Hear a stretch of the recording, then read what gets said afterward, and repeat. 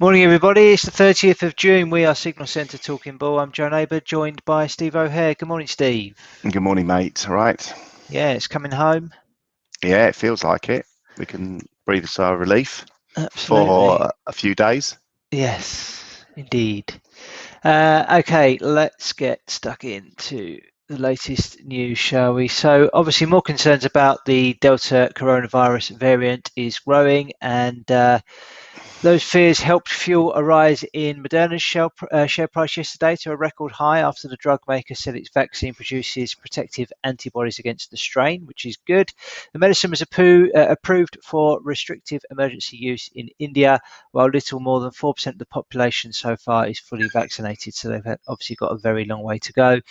There's a widening gap in vaccination rates in the US also. This shows the risk that is facing certain regions. So certainly not out of the woods yet, it would seem.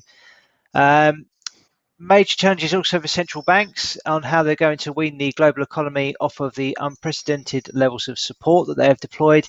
And we will wait and see what happens with that. Obviously, we've got a number of numbers due out today as well that will help policymakers mull over what to do next. In terms of what else is going on, we've got some OPEC news, and it's OPEC and its allies have delayed preliminary talks for a day to create more time to find compromise on oil output increases. So likely to be some volatility in and around the price of oil, which we'll come on to shortly in terms of the charts.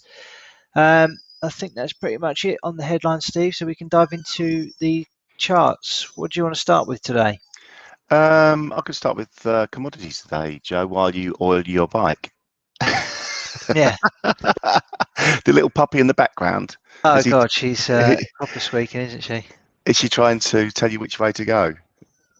Or I is she don't know. saying it's coming home in doggy language? Yeah, maybe. um, okay, let me dive into oil first of all. WTI crude oil. It's nothing really changing at the moment from our analysis over the last. It feels like a couple of months, really. Well, I mean, even since we sort of put this in, it's probably it has been 2 or 3 months. We're in the fifth and final wave of an impulsive move higher from the lows of $10 back at the start of the pandemic. And we are targeting a move really to around about 76.80 or maybe just short of there. Price action today or this week, we've had a higher 74.11, so we're not far away from that resistance, and potentially we'll be looking for an ABC type of correction after that. So yeah, everything looking good on the oil front really. Closer levels to watch. Go down to the 4-hour chart for this. I'm going to release a video on a bit more of a deeper analysis of this later, so you'll be able to catch it on YouTube later on this morning, maybe in about an hour or so. We're trading just above the 4-hour Ichimoku cloud, which is holding, proving to be quite important support at the moment. We've rallied from 71.63. That was on the 29th of June, and but seem to have failed to progress any higher. We got inventories out later, so that should definitely lend a little bit of a helping hand to the volatility. Gold is under pressure. Get rid of this on my 4-hour chart. That was my gun-to-head trade idea from yesterday. Let's look at the weekly. We are in a sort of downward trending channel. We've been talking about this for a while as well, and we're trading close to really important. We're trading on it now. 17.55 for me is key support. It looked like we're trying to test it quite aggressively now. A break of that will lead to, I think, a fast move lower. 17.23 I've got as support. We got down to 17.50 yesterday, reacted from there back up to 17.65. But yeah, looks like we're going lower this morning. I expect that to break and move quite quickly lower. There's a bit of a vacuum area here all the way down to 17.23, below that 1700, and then 1670 as support. So I'm negative on gold. Copper going through a bit of a correction. I think same as gold. Longer term, I'm bullish on copper as the market, continues to open up, and we hopefully at some stage leave the coronavirus, the pandemic behind. Our world is moving to, or continue to move to, an electronic era. Copper is a vital part of that. So for me, the long-term chart in copper really tells us that we have formed a major bottom. We formed a double bottom. We hit the measured move target really nicely. We caught this quite a while ago, and I think any dips potentially should be bought. Only a break of 332 in copper would worry me, but again, that's 25% lower. Can't see it. Let's move over. What are we going to do now? Should we go to indices? Let's move to indices. We're talking about these bearish candles on the weekly chart. Really, the bulls are trying to reignite the up move, and it doesn't seem like they have to try very hard on the weekly chart. This is feels a bit toppy on FTSE, DAX, Dow. Nasdaq doesn't. Nasdaq feels like we're in a fifth and final wave, but we know we're continuing to trade to all-time highs, so there's no stopping that. I wouldn't stand in front of that freight train. S&Ps as well. We saw these topping candles over previous weeks. But the candles have actually gone through where I had my topping candles text image, so that's telling me they're not topping candles anymore.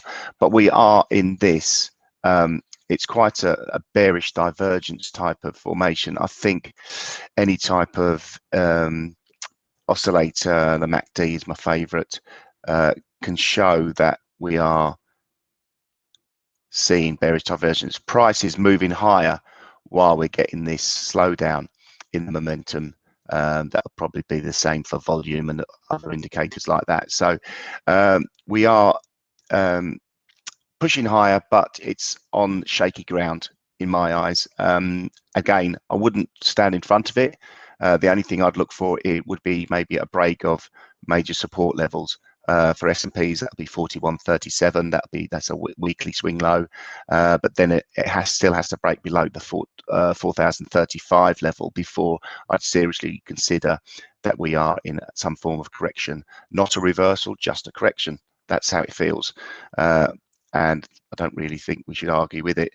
On the crypto side of things, Bitcoin is in a head and shoulders formation. I still believe that.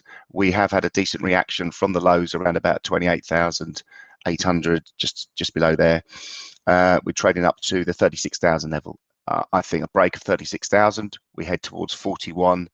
Let's show it on the 4-hour chart. Double bottom, broke above it, confirmed. It's had a swing back lower to retest. It's overshot it to the downside, got down to 34,500. But for me, that is probably the level to watch, 34,500. A break below there and a break below 33,800 should signify that we have maybe formed a little bit of an interim top again. However, I still don't think price action has finished. I mean, we could even sort of say that that line 35,175 could be a decent one. That's takes the sort of tails out of the candle. We're above the 4-hour Ichimoku cloud, so that's positive, and we've just formed a bullish hammer on the previous 4-hour candle. So we started a new candle at 9 o'clock. If that is a positive candle and we manage to push higher towards 36,000, for me, that'll be telling me that we are going to threaten at some point the 41,000 level. Yeah, I think that's about it really. Quite a quick rundown, Joe, but yeah, nice. Not really a lot more to talk about.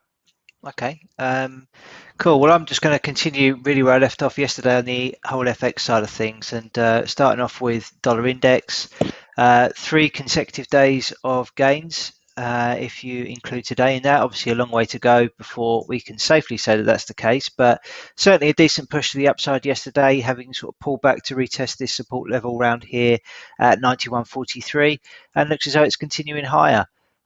So expecting that to move up to 93.02. Obviously we've got to take out the highs that we posted on the 18th of June in the process of that, which comes in at 92.40. So still of the opinion that dollar index is going to continue pushing higher, and that obviously means that euro dollar is going to continue pushing lower. Further weakness yesterday, although we've seen a minor bounce today, it still looks as though the momentum is bearish, and we are going to continue to see more downside. Again, taking out these lows from the 18th to the 21st of June will be key. But down at this blue line, we will see a test of a head and shoulders top pattern. Quite a nice looking one as well. Preferably, I'd like to see a break of this horizontal level at 117.04 to really get behind the bearish case, but it's looking more ominous as time goes on that this is actually going to complete. So be very wary of that. In terms of what's going on elsewhere with currencies linked to the US dollar, further weakness yesterday in cable. That is pretty flat today. Again, lows from the 21st to the 18th are key. We take those out, then we're heading down to this level here at 136.68. If we take that out, then I think we've completed a double top pattern. This being the sort of first top, this being the second, and then we're projecting lower moves down to 130.97. So it's all looking pretty consistent in terms of expecting further dollar strength. So let's have a look at Aussie. That for me has already completed this head and shoulders top, and yesterday we saw quite a bit of a bearish candle, potentially a bit of a flag pattern here that had formed. So looking for a continuation lower. If we take out these lows from the 21st of June, then there's a lot of fresh air to move into down here on the downside, with an ultimate target down at 70.57, which is the measured move from the head to the neckline projected lower on Aussie US dollar. So yeah, all looking pretty good for the US dollar. This is dollar CAD. Obviously, we've got some oil news out today. OPEC talks, although being delayed, will obviously still feature in the news. We saw a breakout of this long-term channel. We saw a bit of a retest, although it did overshoot it a little bit, but now looks to be pushing back higher again. So looking quite good from a technical perspective to move up to this resistance level here at 126.50-ish. Dollar Swiss going really well, really impulsive move to the upside, a little bit of a pullback, but looks as though that's going to continue moving higher. That is the closest to taking out these June 18th to June 21st support resistance levels that we've shown on the various charts, and looks good to continue higher once it's overcome those levels. Dollar yen tried to get above this resistance at 110.96, but stalled a little bit and is pulling back to trend support. So a little bit of resilience really from yen, considering how weak that's been overall in recent months. Again, if we can take out these resistance levels, then we're targeting moves up to 111.71 and 112.22. So that pretty much rounds it up for me on anything sort of dollar linked, which is really the big story at the minute, I think, in FX. Cool. So come to the head trades from yesterday. I went long of oil, and there was a bit of volatility intraday and wiped me out for a 50 tick loss or a 1 hour loss. Steve, you had almost a 9 tick win on gold yesterday, 2 in a row, 0.89R. Cool, like it. So all in all, 0.11 R loss between us, which isn't a disaster. But what do you fancy today? I think I'm going to stick with gold. We're so close to the break level, it almost feels like I'm selling a break, although I'd rather see it break 1750 now. But where we're trading, 1753.71, getting short there. I want to keep a pretty tight stop. The candle, yeah, let's do a $10 stop. 1763.71. And what am I looking for? let's really, I mean, we're targeting that 1723 level. So let's not be greedy. 1723.71. So it's a 3-to-1 risk reward. That's what we're showing you. You know how I like to round things up. But yeah, so for me, that's my gold trade, 3-to-1 risk reward.